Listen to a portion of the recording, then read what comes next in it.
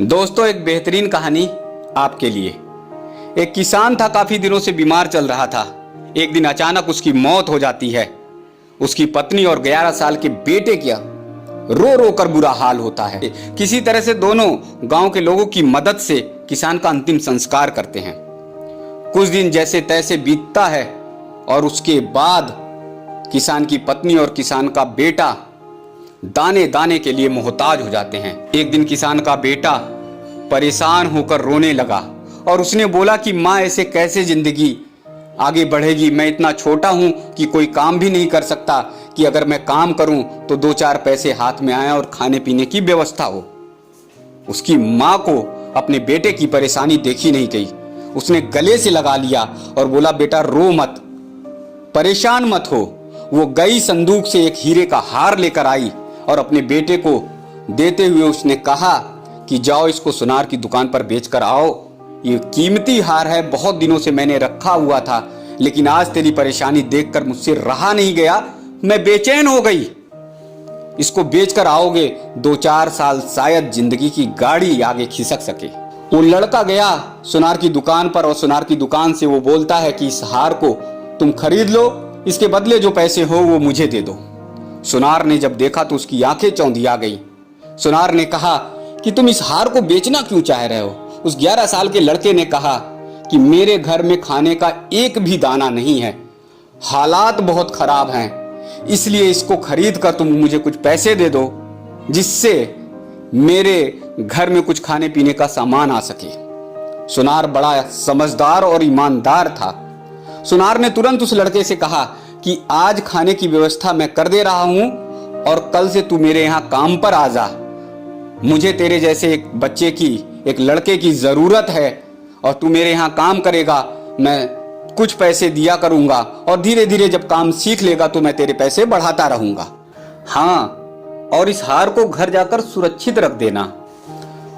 उस 11 साल के लड़के ने जाकर इस बात को अपनी माँ को बताया तो माँ ने कहा, इससे अच्छी बात और कोई नहीं हो सकती। और अंत में वो लड़का सुनार की दुकान पर काम करने लगा। 1-2 साल बीत गए। उस लड़के को हीरे जवाहरात, सोने चांदी की बहुत ज्यादा परख हो गई।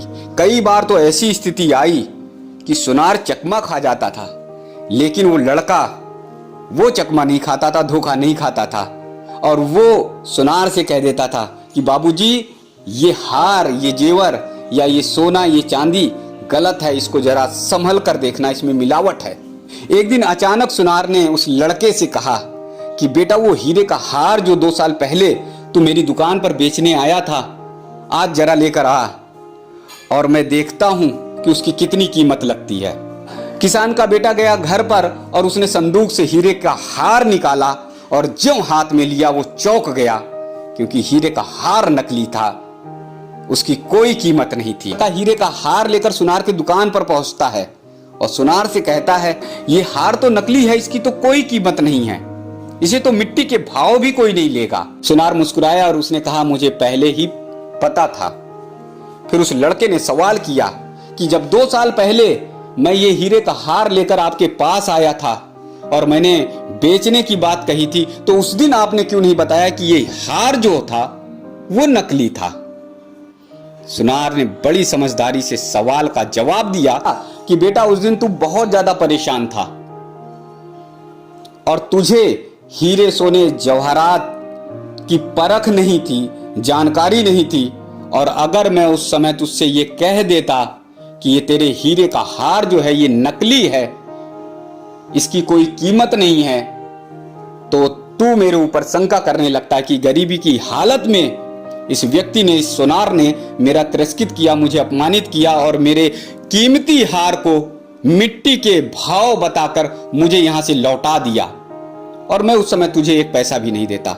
इसलिए मैंने तुझे अपने यहां नौकरी पे रखा और तुझे सोने चांदी हीरे जवाहरात की परख के बारे में मैंने धीरे धीरे बताया, और जब तुझे परख हो गई तो तूने स्वयं ही कहा कि ये हीरे का हार जो है वो नकली है। दोस्तों, इस कहानी से सीख मिलती है, जब आप अल्पज्ञानी होते हैं और परेशान होते हैं तो बहुत जल्दी गलत धारणाएं किसी के बारे में बना लेते हैं। इसलिए अपने ज्ञान को ज्यादा से ज्यादा बढ़ाने की कोशिश करिए। अपने जीवन में आप पारखी बनिए।